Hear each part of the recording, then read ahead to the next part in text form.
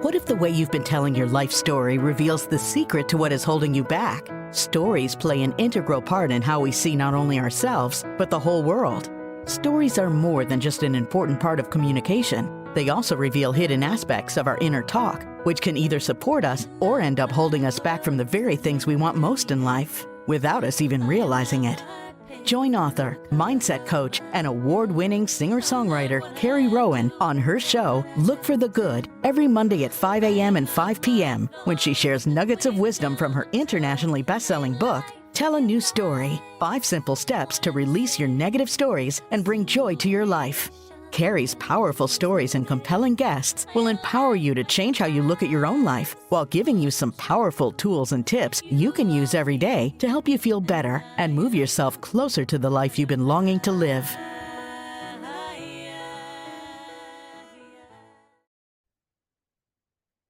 Hello, everybody, and welcome to Look for the Good. I'm your host, Carrie Rowan, mindset strategist, singer-songwriter, and coach, and I love sharing nuggets of wisdom about the stories that we tell each other, but more importantly, those stories we tell ourselves. And you can join me and my special guest as we share our personal stories of strength and triumph every week here at Dream Vision 7 Radio Network. You can listen online on your mobile device, in your car, or ask Alexa to play Dream Vision 7 Radio. And tune in every Monday at 5 a.m. and 5 p.m. Eastern to get real stories and tips on how to turn your story and your life around. And evolve with us as we unite humankind with universal love. Hello, everybody, and welcome back to another edition of Look for Good. I'm so excited here. I've got Margie waiting in the wings. Hello, Margie. Hello, Carrie. And before we get started, you guys know I love talking about stories, right? We love digging into those stories, the ones that we thought we could never share, those awful, the ugly stories, right? We like to dive into those. I know I'm onto something when somebody comes to me and says, "Oh, I don't want to talk about that story," right? Because we know when a client comes and says that we're on the brink of something huge. But what I love to talk about also, and I think we're really going to dive into that story of why you can't trust yourself, right? That story of why you got to ask everybody else what's going on in your own life and get everybody else's opinion, because we're such an externally focused world, aren't we? We live in this world where everything's garnering for our attention. We got these silly things. We've got the computer. We've got everybody around us. We got the TV. We got the news. We got everything. And it all wants our attention. So how do we get back to where the answers are, right? Because the truth is nobody really knows what the right answers or the next step for your life is better than you. But we dismiss our intuition. That kind of gets squeezed out of us. The same thing with creativity. I'm going to put it in that same bucket. We dismiss it. We don't trust it. We have the inner guidance. Everything that we need is already within us, right? But why do we push that away? What is that story that we tell ourselves? Why we can't trust that? And Margie is an expert on this. We're going to talk about some things that are really near and dear to my heart. So let's look at that story, guys. Let's look at that story and let's turn that story around so we can start to go inward, because that's where the beauty is. That's where the juicy stuff is. That's what makes you feel alive, not all those other things you're looking for outside of yourself. So that's the secret. That's what we're going to talk about today. And I want to just do a little introduction. Dun, dun, dun, dun, for Margie Breault. That was my little drum roll. That was very cute. I loved it. And Margie is an energy medicine specialist with wisdom and practice around many healing modalities. We're going to dive into that. She serves as a way shower to help bring you into flow with the laws of the universe. I love that. What is a way shower? That's super cool. Oh, it's actually way shower. Oh! But wait, I like way shower too. I can shower you with all that wisdom. Please do. But way shower is someone who, you think of like moms a lot when you are trying to say like, do this, but then you are doing something different. So like my mom, for example, would be like, don't smoke cigarettes, as she's like ripping down a pack of Marlboro Reds a day. Cigarettes are bad for you, as she's smoking a cigarette, right? Like monkey see, monkey do, not monkey say, monkey do. So when you're a way shower, you're taking all of that wisdom that you're learning and that you're imparting on others, and you're not just trying to tell them how to do it, you're showing them how to do it by the way that you're living your life. So So way showers are people who are showing you the thing that they're trying to tell you, on top of giving you the wisdom and the information and igniting that path in your cells, because how that is going to translate and how you practice it is going to be very different. So true. Lead by example, right? Like you see, do as I do, not as I say, right? It's that old, proverb that's been around. And I think parenting is a great way to really describe that. But doing and walking your talk, I feel like is so important in our line of work, right? Like how do we expect people to take our advice and listen to us if we're not walking that same talk? So I love that. I love that you're a way shower or a shower, depending on how you want to look at the word. We will shower you with gems of wisdom today. And that's why I couldn't wait to have Margie on. We had this conversation when we first met each other through a referral from another client. Um, and it was just such a beautiful, beautiful conversation. I felt like we had this, already this camaraderie, this shared knowledge. Um, and it was Jennifer Hernandez. She's been on the show, guys. You've already listened to her episode. She's the one that hooked us up. So thank you, Jennifer. Shout out to you. Jennifer is a dear friend of mine, so I'll always be thankful for everything that she does in the world, but very thankful she made the connection. Yeah, she is pretty incredible. And these guys know because they probably listened to her. If you didn't listen, go back and listen to Jennifer Hernandez episode. It's a wonderful episode. So let's talk a little bit about sound healing because this is so up my alley, right? Like I've had many people tell me, oh, you're really a sound healer because I would heal people through my music, right? That's how I would touch their hearts, whether I was doing kids' music or adult music. It's that story inside of the song, inside of the music, right? But it's everything, isn't it? Talk about it. Let's talk about the vibration of it. It's really about that vibration. Yeah, so sound healing is really a carrier of intention. So when we are doing any sort of sounding, whether we're singing it, humming it, internally knowing it, using instruments to carry the vibration externally farther than what our mouth could do or our humming could do, right? That is vibrationally carrying our intention. So when we are liberating from something or we've already liberated from something, so when we're starting the healing process around something, this is where like a lot of songwriting tends to really help people, because people who have actually gone to those places and healed those things then write songs about it, and then that touches people who are experiencing or have experienced the same thing, and allows for that shared liberation, that shared connection, that healing piece of the song to be felt and heard through the intention of which both the words are written, the way it's sung, the vibration of the emotion that you can hear in their voice. All of that is a part of sound healing. So the only difference between, I mean, not the only difference, there's lots of differences, but the difference between like sound healing and just music is the intention behind it. And the reason why it's created. When you're creating sound healing music, you're infusing an intention to heal a mother wound, heal from abandonment, heal from bullying, heal from heartbreak, heal from grief. Like you're infusing that intention intentionally to the words that you're using, the situations that you're writing about, the frequency of the instruments that you're playing. You're probably using sound healing instruments in the creation of that music. And so a lot of people are already doing that unconsciously, right? They don't know that that's what they're doing. They don't know that they're creating healing music or that their intention is carried through that. You can get a lot of nonsensical music when you're looking at things than people that don't know that is carrying the intention to other people, but it still carries. Whether you were experiencing anger in a song or sadness or joy, even unintentionally, if you didn't know that you were going to be infusing that vibration into the music, you're infusing that vibration into the music. Yeah, it's so true. And I love that. The intent, it's always the intention, right? Any kind of healing is all about intention. Um, but I love the two-way healing, right? Because it's healing for the creator, whoever's creating that song, you're receiving that piece of inspiration. Or any kind of music really doesn't just have to be a song, but you're receiving that, right? You're getting this download. It's healing you as you then in turn send that out to the listeners. It's this two-way Well, healing. yeah, well, and really like we can't give every anything that we don't actually possess. Right? So if we're not, I mean, it doesn't need to be the same wound that's created, right?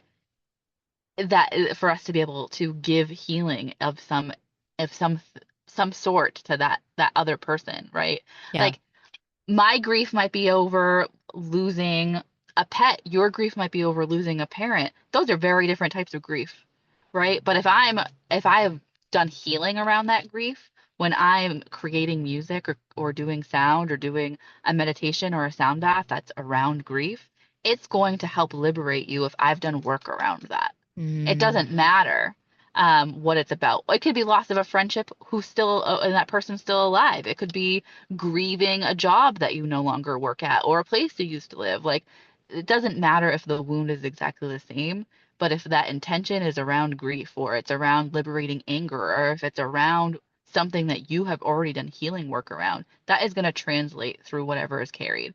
And typically when I'm doing any sort of healing modality, whether I'm doing my sound healing, whether I'm doing one-on-one sessions, whether I'm doing transformational energy or coaching, no matter what modality I'm doing, anything that my clients are needing to receive, I'm like, wherever I need that in me, as I'm giving it, I want it too. I want to generate that in me as I'm giving it out. Because even if it's not the same wound, there's somewhere in my field that I've experienced something similar, and I probably need that healing too. More mm. of it if I've already done the work intentionally. Yeah, I love that. That is so powerful, right? Because it's that intention. And it's really like, I love the way you said that you're incorporating all the pieces of everything that you do with the same intention, right? And then asking, okay, how can I serve? Right? Where is it in them that I need to share something about me? It's that vulnerability, I think, also that comes into play with this type of healing. Vulnerability is huge. Well, vulnerability is so important because how do you expect clients to show it vulnerably if you're not able to show that same thing? And there's a difference between trauma bonding and vulnerability, right? Trauma bonding happens when you haven't done healing work around it and you're looking to commiserate in the misery with someone. You want someone to stay in that low vibration with you to validate any of the patterns that in or agreements that have been created as a result of that trauma so that you can continue to validate each other in that trauma. When Yeah. you have done healing work around it and you're helping to liberate others, it's because you have done that work yourself.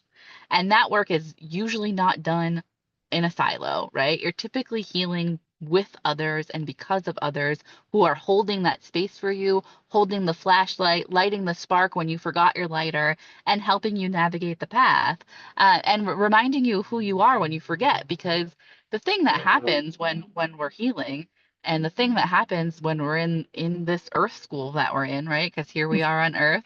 Actually, I was at a full moon, I mean, a new moon gathering last night, and someone said Earth School, and I was like, I'm going to use that. So I'm so glad that I was just able to use it. So shout out to Meg, who I met last night.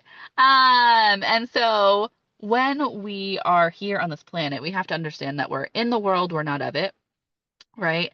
And because of all of the generational traumas and stories and patterns and limitations that get passed down to us, all the things we didn't know were things we didn't have to agree with. They're not actually us. We identify with all these things. And then we operate inside of them. And so Mm, when we're starting to become aware of that, when we're starting to understand that, there's a lot of accountability that has to be taken. You have to be vulnerable to take that accountability and heal. And then to be able to share it with others is a whole other practice, right? Because you have to move through a large level of judgment of yourself when you're sharing those parts with others. There's a lot of mm, healing that comes through not sharing things out of trauma bond, but sharing things out of like, if I can do it, you can do it. And I'm mm. going to see that healing with you. That comes with a lot of showing up for yourself.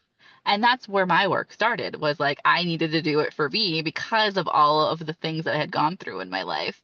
But because I've done all that work, I can share that in session so that when people are telling me their deepest, darkest stories or they're afraid to, I can relate to them in a way where I can show like I'm doing that healing work too.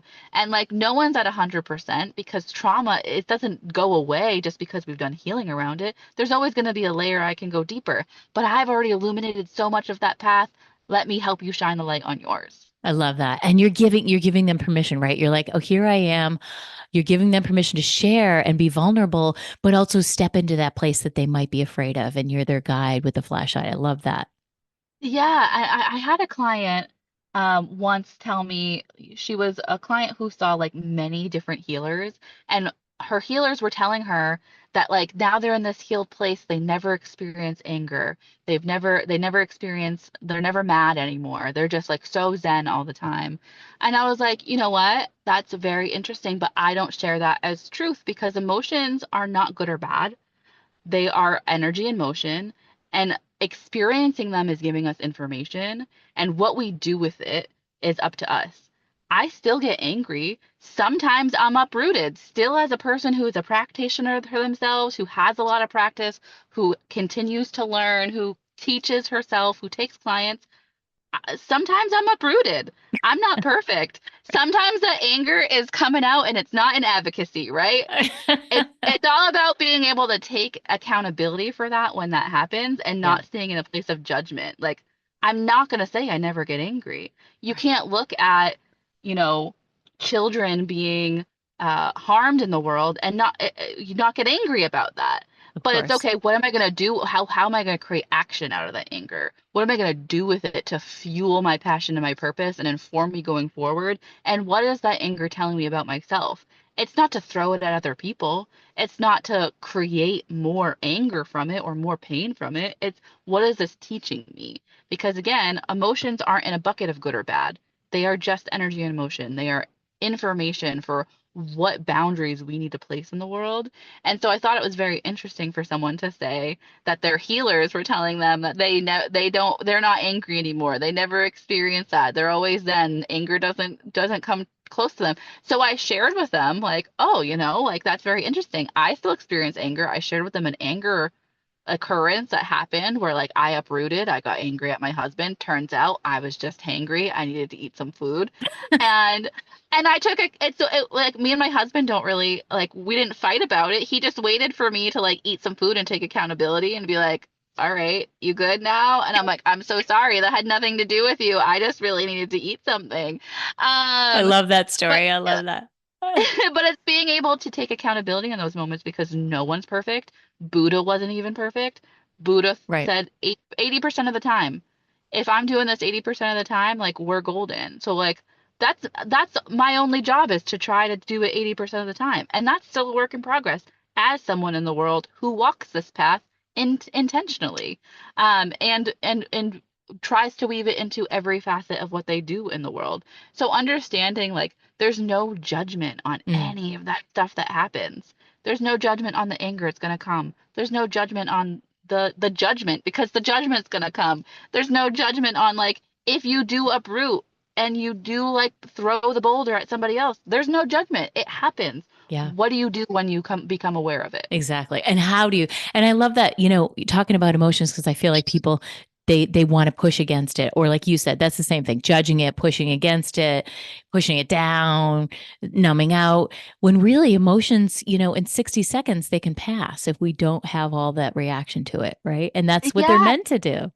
just like take in the information, ask yourself questions. Why am I angry? Where am I feeling it in the body? What sensations are happening? Figure out what that's triggering, right? Because typically in like the emotion comes, we feel some sort of emotion. It triggers a story. It triggers something we've identified with in the past. Yeah. It triggers a trauma. And instead of being able to witness that from a place of the observer, we then identify with all of those things. Yeah. And if we just simply knew that that is going to happen and it's our job to stay the observer, it's just our job to stay Yeah. and observe and go, that's not true anymore. That's not happening right now. Cancel, delete that thought. I'm unsubscribing to that at this moment. That doesn't serve me anymore. Right. And then continuing to do that as often as we possibly can. Yeah, I love that because I was explaining a very similar thing to one of my daughters the other day.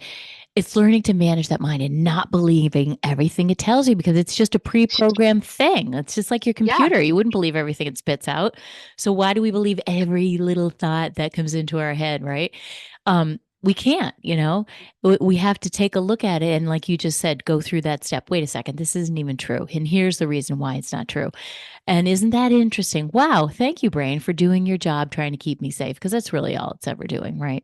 Yeah, it's all it's trying to do, and we've given it the job of being in the driver's seat, right?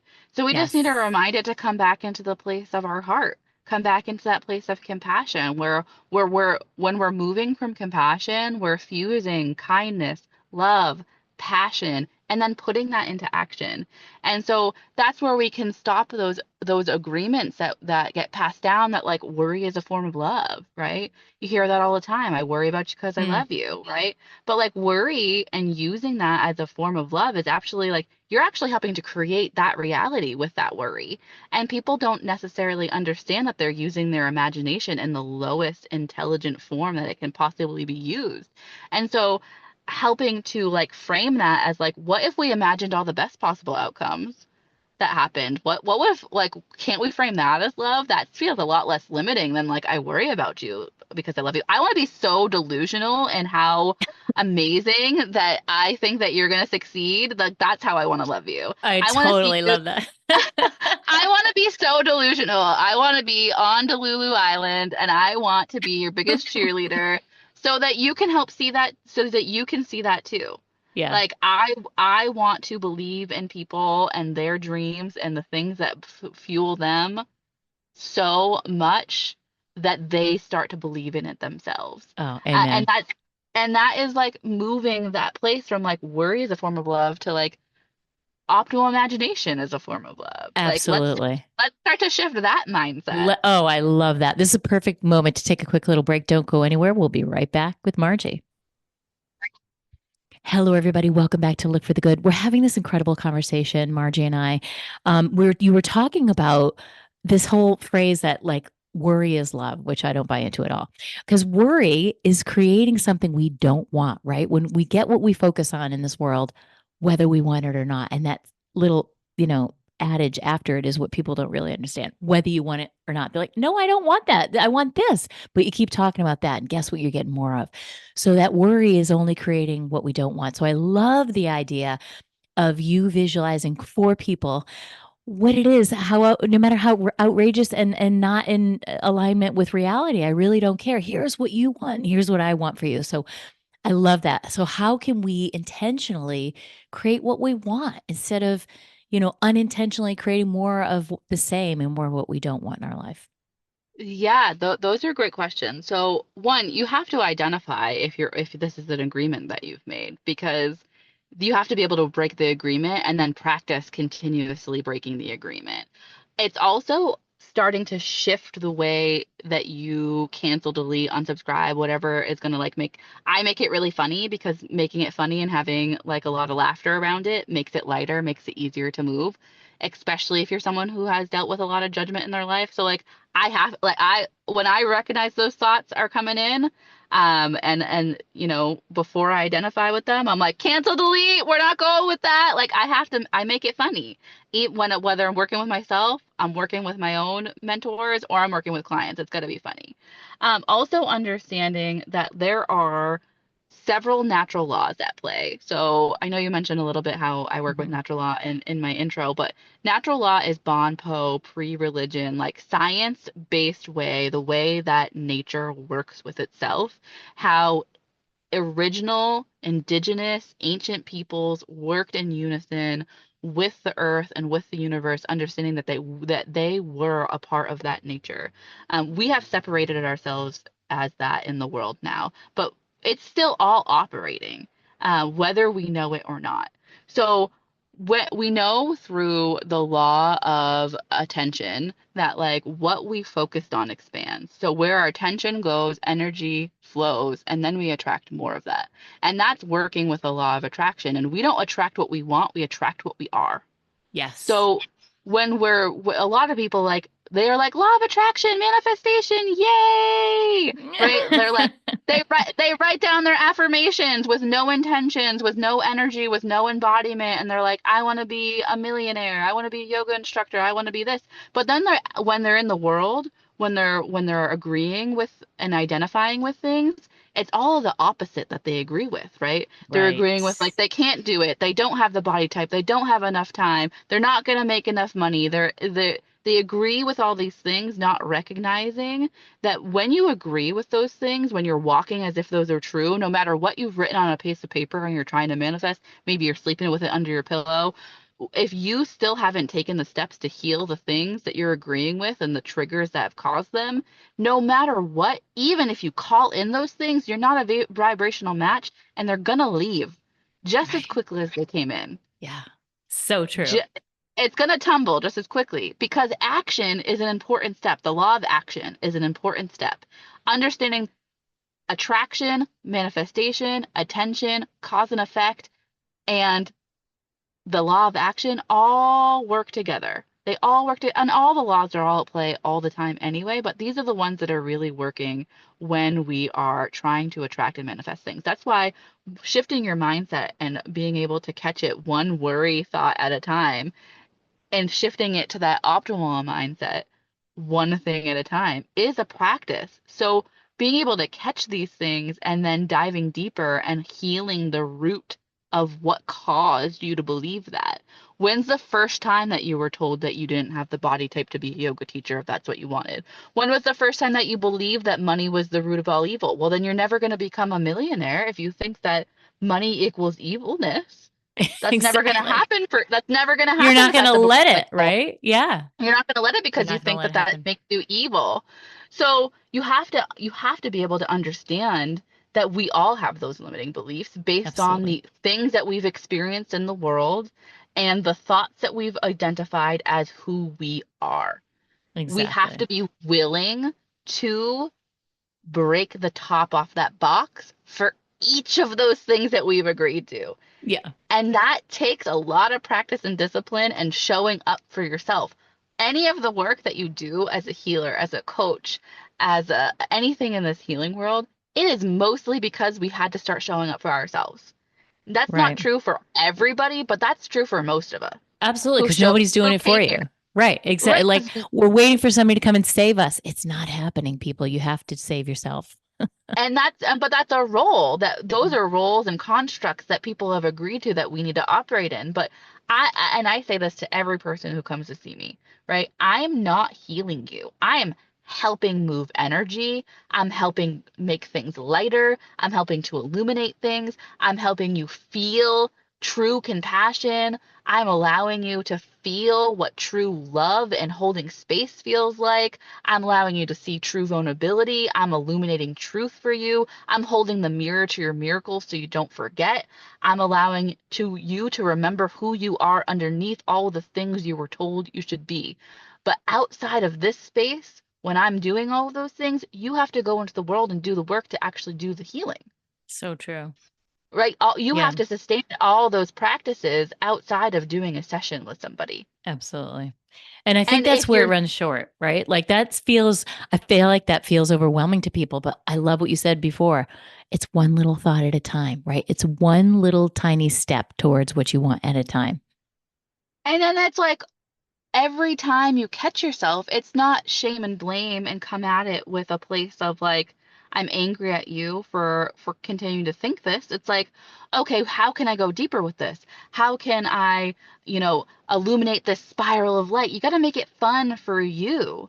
Like, what is it that's going to spark you and make it light for you? Mm, When I am aware of something that I've healed that's continuing to come back to go deeper, I'm imagining those spiral staircases of light that move from the earth to the sky. And I'm like, okay, we can illuminate deeper. We can root in more. We can rise higher. We can expand past the confines of the universe. We can create new universes now with the more light that we're shining. And so like whatever is going to be the thing that breaks down that imagery for you, start to imagine it that way instead of like, oh, damn, I'm supposed to be that healed person. I'm supposed to know better. Well, if we meet those places with judgment, this you can't like shift a frequency with the same frequency that created. That's law of vibration, right? yeah. That's law of Yeah. rhythm. It's Yeah. not going to happen, right? You're just going to stay stuck in that heavy and dense place. No lightness can come there. So true. We all need reminders. I mean, how long have we been doing this work, you and I together, right? It feels like a lifetime. But if you look above my desk, you're going to see all my reminders for myself because we all, no matter how long you're doing this, there's always something else that needs to be done. You're never done. We're a work in No, progress, right? now, well, that's why I continue to like. I'm a teacher myself. I'm a coach myself. I'm a healer myself. I co-host a radio show. I'm a writer. I'm a published author. Like, I am never not getting my own healing sessions. Like, I myself get a healing session every 4 weeks. That is non-negotiable. Yeah, Because and should when be. I when I'm bumping into things that I am like, crap, I don't know why I got triggered there. I need someone to hold the light. Or like, dang it, I forgot who I was in that second, and I need to phone my flow friend to remind me who I am.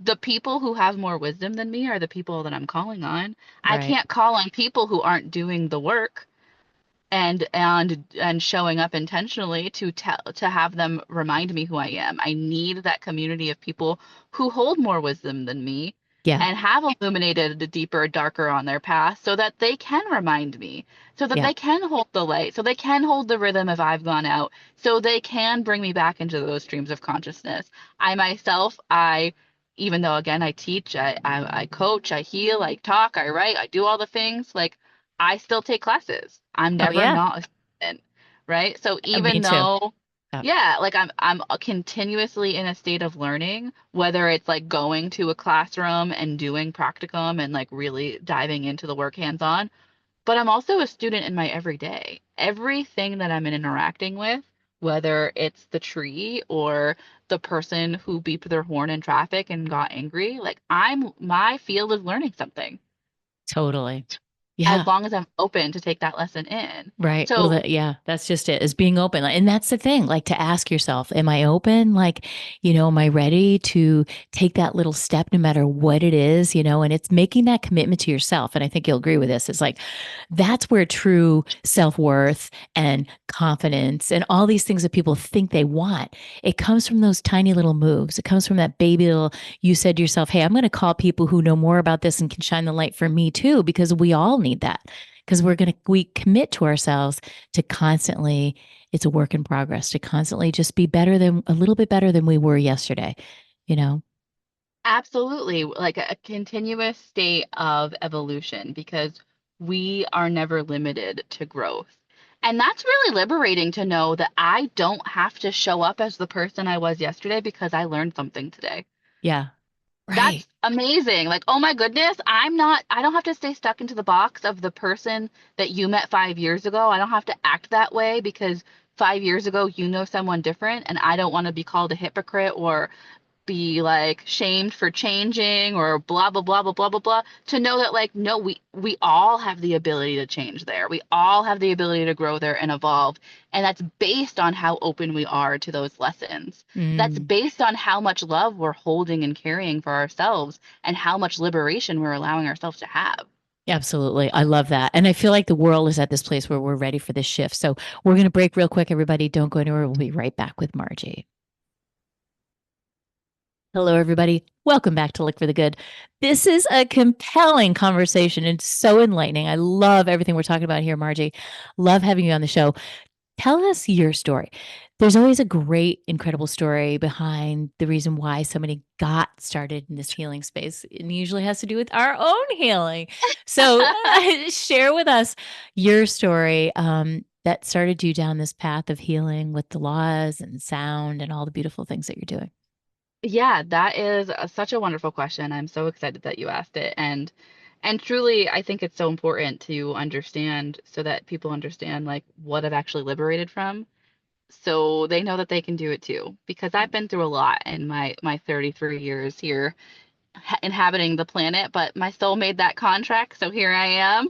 And so my healing journey again came from and my business journey and helping others and way showing really came from being extremely disconnected from truth and myself and like I felt that like I didn't feel like I was of this world. I didn't understand myself. I didn't understand how to navigate the world at all. I felt very lost. But I also was like in this people pleaser, positive projection place. And so I like constantly like didn't want to tell people that I didn't have my stuff together because I wanted it to be perceived that I did. And that came from a history of a lot of different types of abuse and generational trauma and healing that I had to go through myself to and get to the point where like I was really sick of sitting in that pile of poop and like going deeper in it. And I needed to escape. I needed to get a shovel and I needed someone to help me excavate. And it came to that moment of like, I can't do this anymore. I can't be here on this planet anymore, or I need someone to send me a rope. And so in my life, starting at the like around the age of 4, I became like a scapegoat in my family, specifically for my mother who experienced a lot of trauma herself, specifically around physical and sexual abuse, like a tremendous amount of that in her young life, starting at a very young age. Mhm. And she that spans generations in my family, which is very unfortunate. But she had borderline personality disorder, or does have borderline personality disorder and bipolar disorder, and it was untreated, still is untreated to this day. Um, and I became the scapegoat for all the things that she couldn't accept about herself. Because here I was, this 4-year-old, and I shared a lot of truth because 4-year-olds do. I illuminated a lot of things. I shared a lot of things. I do remember like speaking to spirit and speaking to formless energy when I was a kid, and that I think riled up a lot of things that my mom had unhealed in her life. My dad, so glad he's on a healing path now, but when I was a child, he was very disassociative, very emotionally unavailable. And so at the age of 4, like I started to be told stories about myself that I started to believe. One that like really carried through into my healing was that I was a liar. Around the age of 4, like I was made to look in the mirror and tell myself I was a liar. And this happened like more regularly than it should. It probably shouldn't have even happened once, but it happened pretty regularly. And that would be true like if my mom didn't believe what I said, if the emotion that I shared didn't align with the story that she had crafted in her head around what happened or what she needed me to feel to be comfortable. And so that conditioning of believing things and identifying with things that were told to me happened really young. There was also a lot of like availability to things that were very inappropriate. So my parents were in recovery when we were kids. Uh, and so, I mean, I think the first place my parents brought, I have a twin brother. Um, the first place our parents brought us after they left the hospital was like to a meeting, where there are lots of inappropriate stories shared. And when I was a kid growing up, like that's where we were Thursday, Friday, Saturday night, Sunday morning. Like we were at meetings with our parents our whole childhood. So we were hearing lots of things and getting access to a lot of information that we shouldn't have had access to. We had, 2 emotionally unavailable parents, one with untreated, mental health issues, and I became that scapegoat. So I believed I was a liar. I believed I liked chaos. I believed that I was the cause and source of pain. I, started in negative projection. So everything was terrible. I wanted to die. There was a few suicide attempts when I was a kid. And those sorts of relationships, those bully energies, because I was stuck in this victim mentality, I agreed I was a victim to life and it was happening to me. That bully energy was like really pulled towards me. So it was constantly reinforced because I had no idea that I didn't have to agree to that. When I started to really feel guilt around people being harmed by my negative projection is where that positive projection came. And so I wanted to pretend that everything was like rainbows and butterflies. And then I started to like fawn to the bully so that I wouldn't be harmed. And I didn't know that I was doing any of this while I was doing it, by the way. Of Like this was just course. occurring in the world. And so I had childhood sexual violence starting at the age of 8 years old. And that Oh, continued well into my teenage years. And it happened by multiple people who were adults. Regardless of who they were to me in the world, they were adults. People who shouldn't who knew better and had the ability to not carry through. And so I also I agreed that that's how you got love. That's how you got affection. That's how men would listen to you. That's how men would like you, is if you were giving that to them willingly and you are a willing participant in those acts that children don't have the ability to really consent to act to. So I thought I was this dirty, dishonest, awful human being, and that positive projection like got enlightened even more because I wanted to like atone for all of those things I agreed and identified as who I was. And in all of that, I still lied. I was in and out of therapy. I was lying to my therapist. I was lying to my friends. I had been taught how to lie about illness so I could get out of things, or I could gain like sympathy from people. So I would make up stories about illness, and these were things that were taught to me. And so there were a lot of things that were happening that I just felt not like me because I wasn't. wow. Wow. Uh, and there's so much I could share deeply about all of those things, but I really I felt very disconnected from the world and from truth, and I so desperately wanted to illuminate it. I so desperately wanted to find it, and I wanted to know who I was. Because Right. at this point, I was just operating in a place where I was just whoever you told me I needed to be.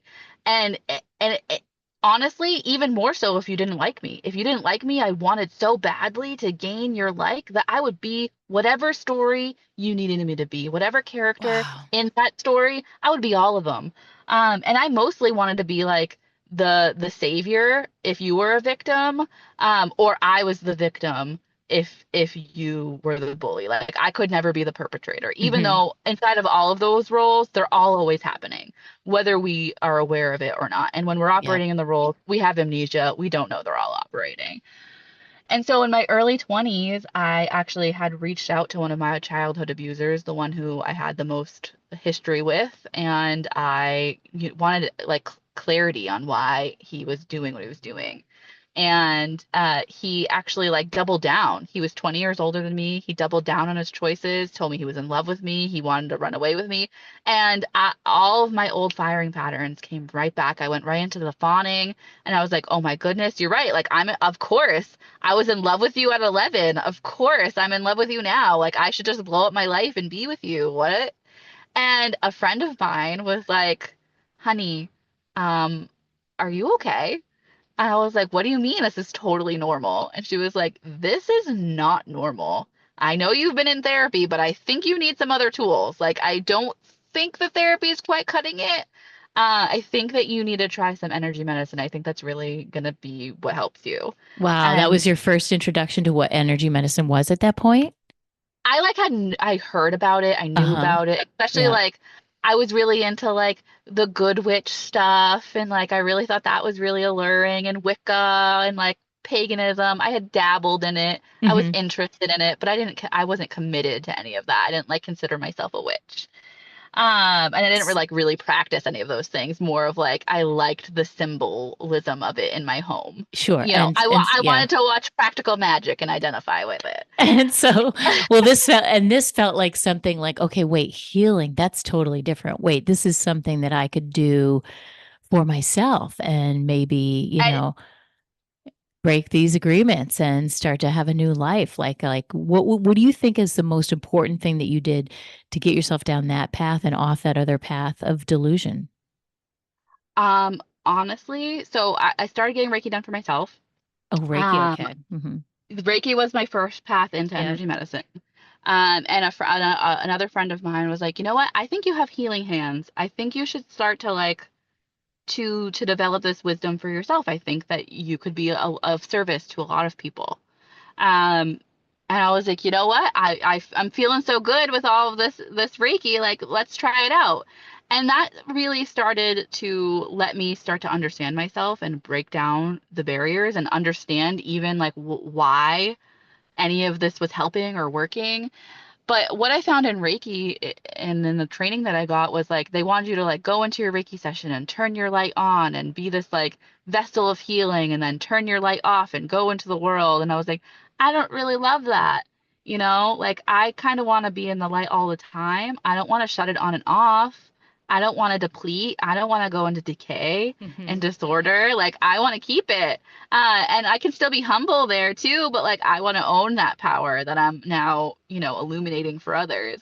And so I started taking like all sorts of courses. I was taking aromatherapy. I was learning about herbalism. I went to learn about shamanism. I was reading books, podcasts, like everything I could get my hands on. And then I was introduced to natural law, which is like the basis of everything that I do now. Yeah. And that was introduced to me through Lisa Shwari Murphy and the Swaha Yoga and Synergy of Sound Academy. That's where I do most of the teachings that I do now. That's where the community that I do most of my work with is from that community, and where all of the wisdom that I wrap all of my things through is through that community. And Wow. so when I started to learn about natural law, the law of polarity was the first law they were teaching about. Hmm. So the law of polarity states that everything is built in duality. So Hmm. think of I like to think of an atom. So an atom has a nucleus, which is that neutral center, and then it has protons and electrons, which are positive and negative energy that cycles around it, and it Hmm. needs both to exist. They need to be in balance, or the atom will implode or explode on itself. It is not going to live Sure. or thrive. And so everything is made up of atoms, right? We're all made up of particles and atoms. And if that's true for one atom, then that must be true for me too. That must be true for everything in nature. That, there has to be light to be dark. There's not just black and white. There's that spectrum of color in between. What goes left has Yeah. to go right, and then there's that between space too. And so we have to understand all of it and then not let any of that information sway us, which is equanimity, staying balanced Mm. time over time, not letting ourselves um, be swayed by praise or criticism, right? That is really like operating in the law of polarity. And in that moment, that like really illuminated and sparked the path. And I decided I needed to learn everything with those people, from those people, and that's the way I wanted to live. And then I had to continue to make that choice every single Single day. day. And then I still make that choice every single day Yeah. right now. That's the hard part, right? It's like, that is so beautiful. Like you've touched me, and I know people who are listening, like your story is unbelievable that you could make such an unbelievable turnaround and just be this vessel of light for other people. I mean, Margie, it is truly, truly remarkable what you've been through, and this beautiful light that you share. It's palpable, really, just listening and seeing you here. And if you're listening on the radio, I know you can feel it too because you have a very powerful way about you. Your energy is really, really palpable. Oh, well, thank you so much for letting me share my story and asking me those questions. And truly, it's if I didn't have the healing and the wisdom behind it, you would feel that too, right? I wouldn't be able to come off the same way I come off. It would come off as trauma bonding. There would probably be a lot more victimhood in that story. Absolutely, right? And that's really what makes it so beautiful. I mean, it's just that the fact that you turn that around, you are giving so many people permission to step into their vulnerability and look at their story and ask themselves, hey, is this a story I want to keep living, or do I want to tell a new story? Do I want to create a new story for my life, a better story where I'm the illuminator, right? Which is what you did. And that is what I did, because when I recognized that I was making all those agreements, because at the end of the day, we do have to take accountability for that, right? Like whether or not they were handed to us or not, we still continue to carry those agreements as the identifying them as who we were. Then we have to take accountability and break the agreement and take accountability for the healing in the space between. And that is hard.